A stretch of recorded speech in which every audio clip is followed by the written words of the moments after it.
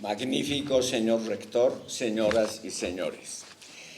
En actos públicos similares al actual, lo convencional y rutinario es celebrar la intención del proyecto que se presenta, alabar sus aspectos originales y enfatizar su brillante futuro.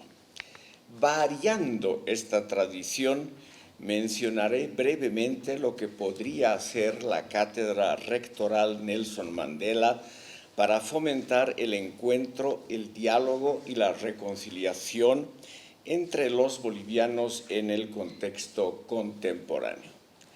Encuestas de alta representatividad nos señalan claramente que una buena parte de la población boliviana es reacia a comprender concepciones abstractas como los derechos de terceros, el pluralismo cultural, el Estado de Derecho y pensar en el largo plazo.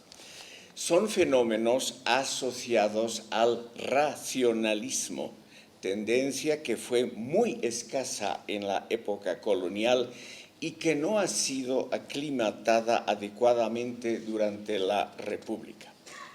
El sistema escolar, las tradiciones populares y hasta los intelectuales más conocidos promueven un sistema civilizatorio basado en los sentimientos, las emociones y las intuiciones, que puede ser muy fructífero en el campo cultural y en la vida familiar, pero que es anacrónico y hasta peligroso en las esferas política y económica.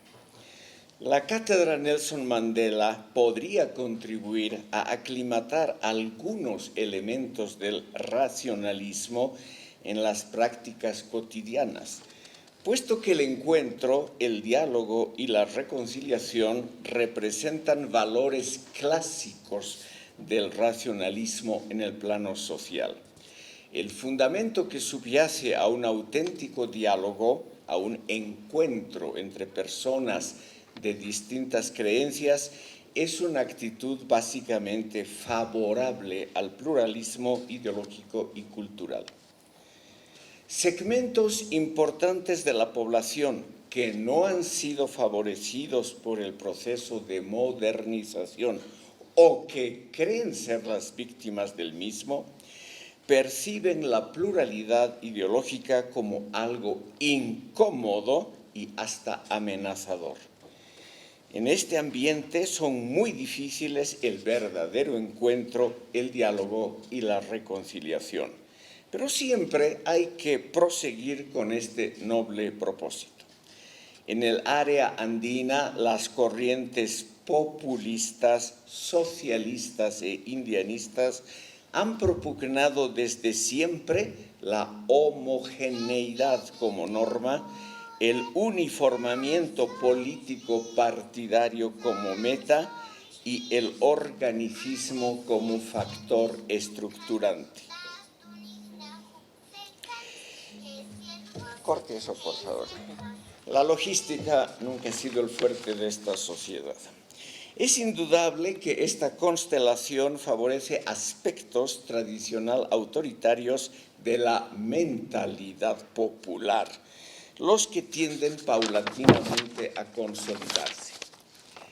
En la base de la cultura política boliviana, que no ha cambiado gran cosa en siglos, se hallan el caudillismo, la desproporción entre medios y fines, el activismo ciego y la intolerancia con respecto al que piensa de manera diferente y distinta a lo aceptado convencionalmente. En la praxis política cotidiana predominan además factores adicionales que pueden ser adscritos al irracionalismo: la evocación de las pasiones, la fuerza de la atracción carismática, la pujanza de los instintos y los prejuicios, la influencia de las místicas nacionalista o revolucionaria y el estilo altisonante pero vacío de la retórica pública. Todos estos fenómenos gozan aún de una estimación positiva en cuanto a manifestaciones de una cultura original. No es raro que se los contraponga con bastante orgullo a la democracia aparentemente formal de las sociedades metropolitanas del norte. En vista de la difusión y popularidad de estos fenómenos, un genuino aporte al encuentro, al diálogo y la reconciliación entre los bolivianos tiene que estudiar los obstáculos a los cuales se enfrenta una convivencia razonable y razonada de los ciudadanos. El mejor aporte de la Cátedra Nelson Mandela para aclarar esta constelación podría ser, entre otras tareas, fomentar el despliegue de un pensamiento crítico y abierto al mundo.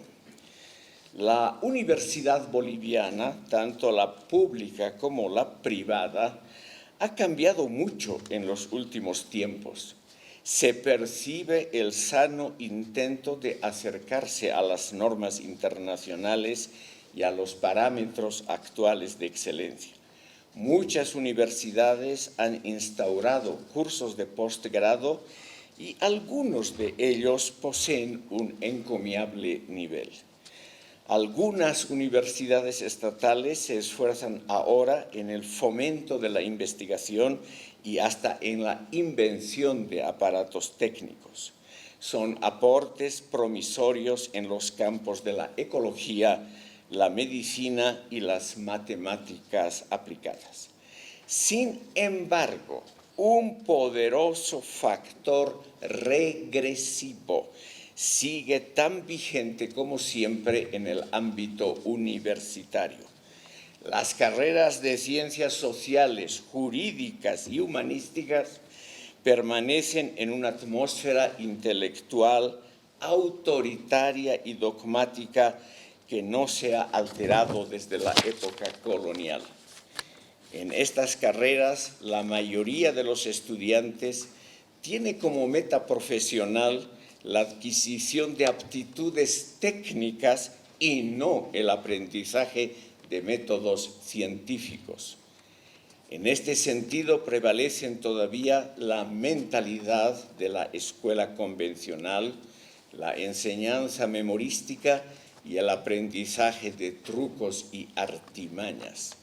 Como dije, esta situación va cambiando paulatinamente, pero las costumbres de vieja data y la inercia cultural parecen encarnar todavía la fuerza predominante. Las metas normativas del encuentro, el diálogo y la reconciliación, como los valores normativos de la Cátedra Nelson Mandela, no pueden ser alcanzados si el Estado no cumple algunas funciones básicas indispensables, como salud, educación, protección del medio ambiente y la administración de justicia. El desempeño cotidiano del aparato judicial boliviano es pésimo en todo sentido.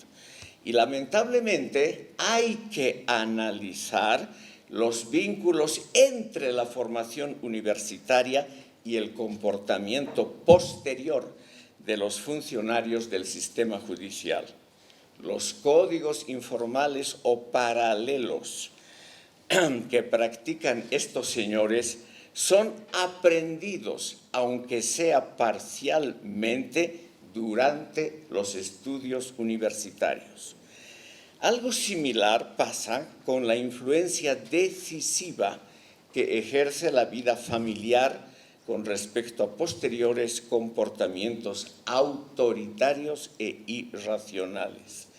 Para evitar que la Cátedra Nelson Mandela se quede en ejercicios de una llamativa retórica, como ha sido lo usual en el país, sería conveniente tocar estos temas incómodos.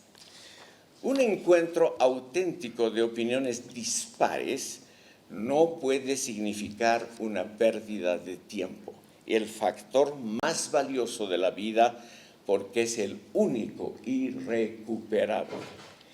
Los ciudadanos bolivianos pierden una parte de su tiempo en trámites burocráticos, todos mal diseñados, muchos superfluos e innecesarios. Sobre este tema hay muchos análisis que nunca han sido tomados en cuenta por la opinión pública o por las autoridades universitarias.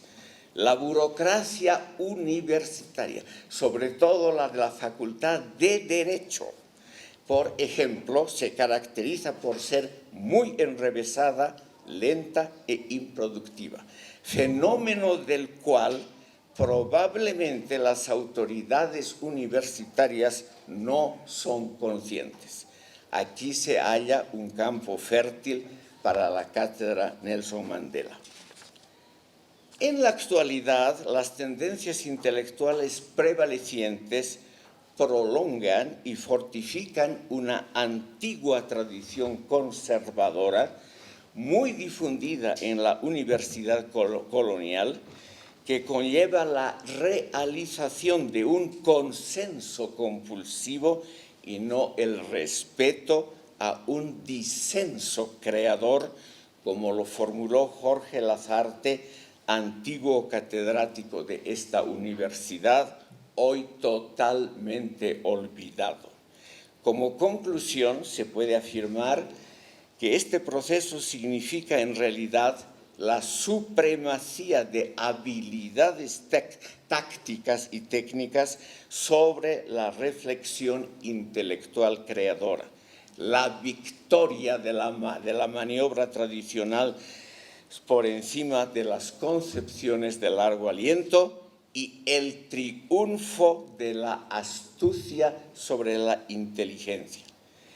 Esperemos que la cátedra Nelson Mandela contribuya a modificar esta pesada herencia cultural.